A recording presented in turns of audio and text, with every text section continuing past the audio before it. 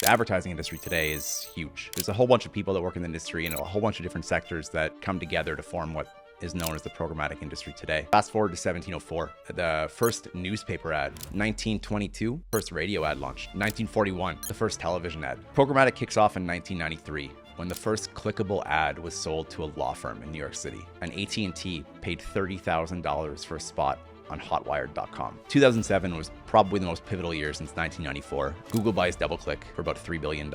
Yahoo buys Right Media, and Microsoft buys AdECN. Think of this as Walmart, Target, and Amazon buying the three biggest shopping malls in the US. Almost $6 billion of total fines have been collected since 2018 in the last 8 years. The most famous one with Cambridge Analytica, which was a political consultancy that collected political leaning data from a Facebook quiz from about 90 million consumers and then sold that back to advertisers for the 2016 election. In every medium, we see the same pattern. We see invention, adoption, attention, and then advertising.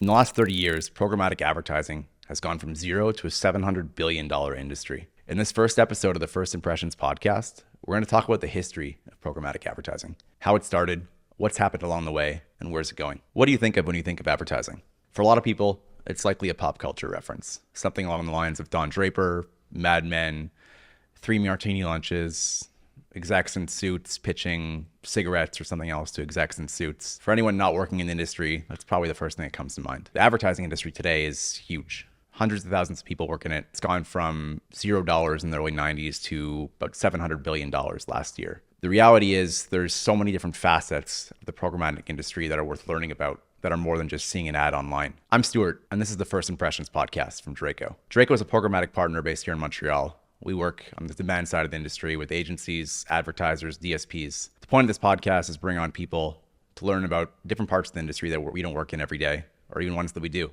Measurement, identity, curation, agentic, traders, DSPs, SSPs.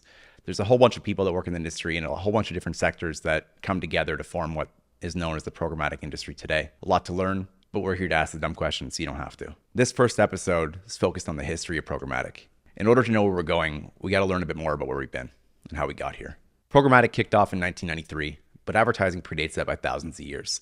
There's a couple fun milestones along the way that would be fun to take a look at, see how we got here. In ancient Rome and Pompeii, there used to be murals and landmarks and paintings on walls that wouldn't just describe stories, but where the closest tavern was or the next political election. Fast forward to 1704. The first newspaper ad in Boston, in Oyster Bay, was promoting real estate. For hundreds of years after that, most of print was used to sell real estate, books, other commonplace things that were bought and sold back in the day. 1922, the first radio ad launched. That was a $50 ad for a 10-minute placement in New York City. That's astronomically long compared to what we are seeing today in terms of video length and audio spot length, which is usually about 15 to 30 seconds. 1941, the first television ad before a Dodgers game. That was a $10 spot for 10 seconds that played to about 4,000 people. Obviously, none of this was measurable. These were all firsts. People were experimenting with new mediums. The gap between those mediums closes with each new one. It was hundreds of years of print and then 20 years from the first radio ad to the first TV ad. In every medium, we see the same pattern. We see invention, adoption, attention, and then advertising. It takes over every medium that we see. It subsidizes it. Ultimately, we saw the same thing in print with radio, TV. We saw it with billboards. We saw it with streaming services, digital audio, podcasting. We're seeing it now with ChatGPT and LLMs. Programmatic kicks off in 1993 when the first clickable ad was sold to a law firm in New York City. And that proved the business model at a small scale. It proved that the website or the internet even was monetizable. Before then, before the age of e-commerce, no one was making money with the internet. People had websites to broadcast their offerings, their service offerings, their products. No one was buying or selling things online yet. That first ad proved that there was a demand for advertisers to reach people in a new medium that was previously unreachable or were previously unreachable. And it proved that there were websites willing to actually take that risk and host that ad. Fast forward a year later, and AT&T paid $30,000 for a spot on hotwired.com. One 300 by 250 ad, the ones you see every day online. The click-through rate for that ad was 44%, which is astronomically higher than what we see in an average click-through rate today in a campaign. To give a sense of scale there, if you compare what we see in a regular display campaign, standard targeting, standard creative versus that 44%, it's about the comparison or the same difference between an average human being's height and the Burj Khalifa, the tallest building in the world. For someone who's run thousands of display campaigns and thousands of programmatic campaigns in general, that 44% seems surreal to me. It means that every 2 people that landed on the website, almost every 2, one of them clicked on that ad. The ad itself, all it said was, you didn't used to be able to click here, now you can. That's not even a real call to action today. But back then, it was groundbreaking. It proved that people are actually willing to pay for spots like that. $30,000 today gets you 15 to 30 million impressions in a campaign, on a display campaign. For AT&T, about 1 ad placement for 3 months. A couple years later, 2 groundbreaking inventions as well. The cookie was invented by accident. So the cookie was actually invented as a way to track a user's progress through a shopping cart. And then the inventor realized by accident that we could actually track behavior across the website. So this led to the ability to target behaviorally instead of just by publisher years later. This invention by accident in 1996, people are still talking about it today. There's been, in the last 5 or 6 years, talk of Google depreciating the cookie. Safari and Firefox have already depreciated them years ago. It has been a source of contention in the industry for over 30 years, and it came about just by accident. The ability to target people behaviorally instead of contextually became huge. And that was only 2 years into the idea of what programmatic was. What that means is essentially, instead of trying to find a sports fan on ESPN, you'd be able to track their behavior across different websites and target them with a cookie within a campaign, which became popular years later. In 1996, DoubleClick was also founded. This was a company that was later acquired by Google about 10 years later for $3 billion. And in 1996, what it was doing was, instead of publishers selling their inventory individually, DoubleClick came in and did it for them. So it seems really simple as a concept, but before that, if you were a publisher, if you were a website and you wanted to monetize that website, you had to do it individually. There was no third-party overarching company that you could use. DoubleClick was that first pioneer there. Ultimately, it did lead to being acquired by Google, and then years later, turning into what became DV360, which is Google's DSP today. A year later, in 1997, the inventor of the pop-up, after inventing the pop-up, came out and apologized for it. At this point, ads became so commonplace during that dot-com bubble that pop-ups and different types of advertising started to appear. Throughout 1997 through 1999, the CPC model was also founded. So up until that point, if you wanted to buy and sell an ad, you were selling it by impression, which is still very popular today. But ultimately, the risk was, as an advertiser, you were buying an ad campaign saying, well, I'm going to target this website or this number of websites, and I'm going to buy a certain amount of impressions. I'm not going to be guaranteed of a click, or I'm not going to be promised a click. What the CPC model changed was the risk turned from the advertiser to the publisher. This was also the same foundation that led to Google becoming the most profitable ad company in history a couple years later, and still today. In 1999, the dot-com bubble still hadn't burst yet. The prices for advertising online were outrageous. To put it in today's terms, it was more expensive in 1999 to get a banner ad on a website than it is today to get ads on ChatGPT, which were only rolled out a couple months ago, and wildly the backlash was they're too expensive. They're premium placements, essentially. That changed in 2000 with the dot-com crash. CPMs for websites dropped from in the 30s to a couple bucks. That created a huge opportunity for ad networks to step in, which ultimately at that time were middlemen between the publisher and those looking to advertise. Ad networks came in, aggregated a bunch of inventory together, layered on a thin layer of targeting, and sold that at a higher price to advertisers. The problems that came about with ad networks in the early 2000s still exist today. Transparency, opaqueness, not really knowing what that middleman is taking as a fee. Those are still problems that the ad industry has 26 years later. But in the early 2000s, when right after the crash, it created an opportunity for these companies to really found the foundation of programmatic. As before then, buying and selling advertising wasn't as easy as it was with a middleman. Ad networks stepped in, a number of them, became quite profitable quite quickly, but there was still that issue of transparency. Shortly after, AdSense was created, Google's display network. A year after AdSense, Facebook was founded. Back then, Facebook was a simple social networking site. No ads, no monetization. They were collecting data from day one, though. And a type of data didn't exist yet, social graph data. So other data companies, aggregators, ad networks at that point, had data about users jumping from website to website. Facebook had data that no one else did. Users that were connected to each other, where people lived, likes and interests. They eventually used that to build their own ad exchange and then finally turn into today the most profitable ad company in the world. Back in 2004, though, it was a relatively simple invention at that point. Over the next couple of years, 2005 to about 2007, data brokers turned up.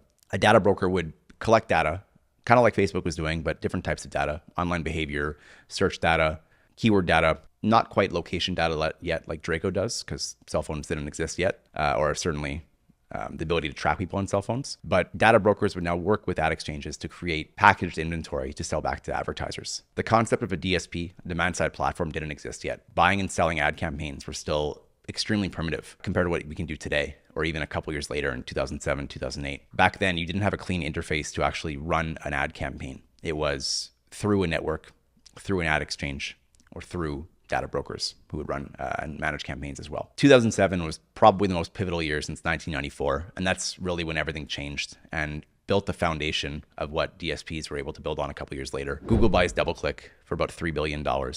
Yahoo buys Right Media, and Microsoft buys AdECN. Think of this as Walmart, Target, and Amazon buying the three biggest shopping malls in the US. All of a sudden, the biggest tech companies in the space actually own the infrastructure, which will define the next 20 years of programmatic. Over the next couple of years, 2007, 2008, the first DSPs are founded. MediaMath among the first, Trade Desk as well. This is now a clean interface where a buyer can go in, launch a campaign connected to those ad exchanges, basically buy ad inventory, layer on their own targeting, manage the campaign themselves. This is revolutionary when it comes to digital ad campaign management. Nothing like this existed until about 2007. Before then, not only was targeting way more primitive, but the actual execution of the campaigns was limited. That first footprint of a DSP allowed you not only to run that campaign and buy it, but optimize it and choose which ad exchanges were performing better than others. There still was the issue of transparency. There still was the issue of middlemen. Those issues still persist today. But that DSP was the founding moment of democratization, basically, of being able to manage an ad campaign, which today it's even more commonly used and commoditized. And DSP access today is very common. In 2008, 2007, it wasn't. From about 2010 to 2016, a lot of new types of company emerged. The SSP, the supply side platform, the counterpart to the DSP. On the demand side, the user, the buyer, is running an ad campaign, it's buying inventory. The SSP is connecting those publishers all together and then pumping that inventory out to a DSP for it to be activated on. There are two sides to the same coin. But the DSP, the demand side, was built first. And the SSP side, the supply side, caught up and built its own tools. Essentially, you can think of it as a buyer going on something like eBay and having tools to be able to bid on inventory, which essentially is what a DSP is doing. The SSP component was the seller having the similar tools to be able to sell more effectively. DMPs emerge as well, data management platforms. This allows data collectors, aggregators, to consolidate different types of data, sell those data segments and audiences to DSPs.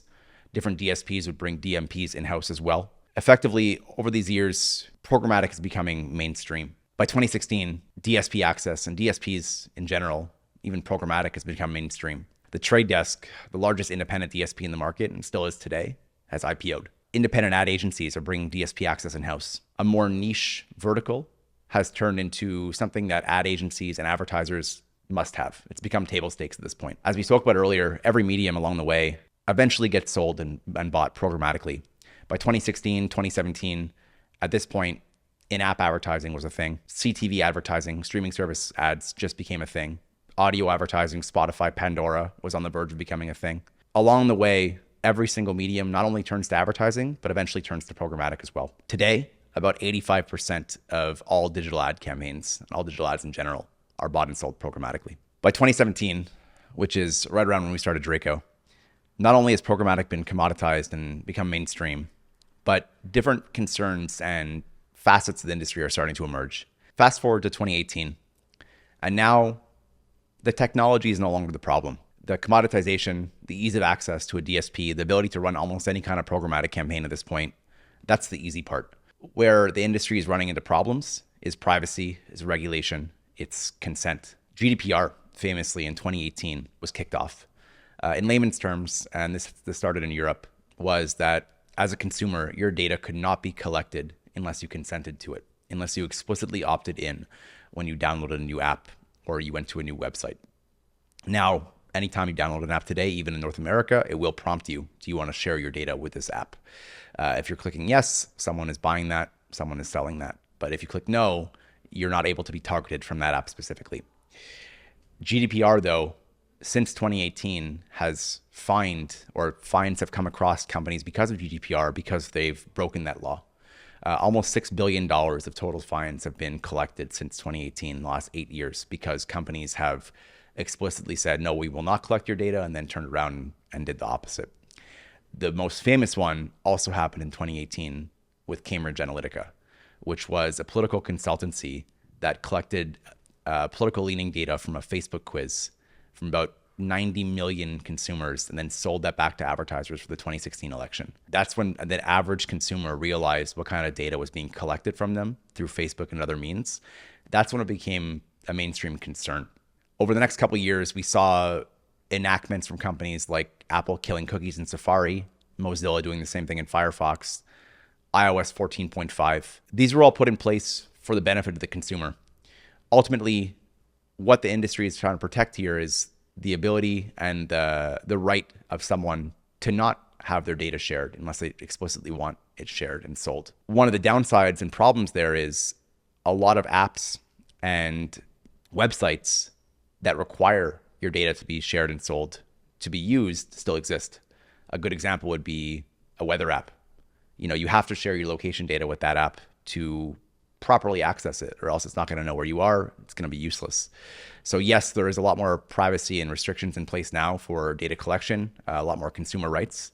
Along with GDPR, CCPA came into effect a couple years later in California. And then Google came out in 2020 and said that they were going to depreciate cookies. And this caused a huge ripple in the industry where advertisers, DSPs, data companies, identity companies had to react pretty quickly to find a solution that wouldn't involve cookies in the future for targeting. This could be first-party data, could be, as Drako uses, SDK data. It could be a number of different things, but ultimately, Google kind of gave a line in the sand and said, as of this point, cookies will be depreciated, as at that point, Chrome was the only browser that still allowed them. The problem was Google kept kicking out that timeline year after year after year, and then finally in 2024, they came out and said, ultimately, we're not going to do it. So the biggest disruption event in programmatic history, the biggest planned one anyway, didn't actually happen. But the damage was already done. You had advertisers, you had agencies, you had data collectors. They were already preparing for a world without cookies. And this has been a theme for almost as long as I've been working in programmatic, even predating the 2020 news from Google. Now in 2026, LLMs, ChatGPT, AI, Claude, Perplexity, that's taken the world by storm. We're seeing it firsthand in the programmatic industry, probably faster than most other industries. We're seeing how, like we spoke about earlier, a new medium, like an LLM, it starts with invention, then adoption, then attention, and now we're already at advertising. We're seeing ads within ChatGPT at the same CPMs we were seeing ads in 1999 on display banners. We're seeing the ability to source search data from LLMs and use that in other mediums. We're moving toward agentic buying, which is the act of having agents buy and sell on your behalf, eventually probably surpassing the need for a DSP, an SSP, logging into platforms, running the campaigns like we have for the last 20 years. The industry is moving at a breakneck pace, and different companies in the space on the measurement side, identity side, curation, supply side, demand side, are trying to solve the same problems, but in different ways.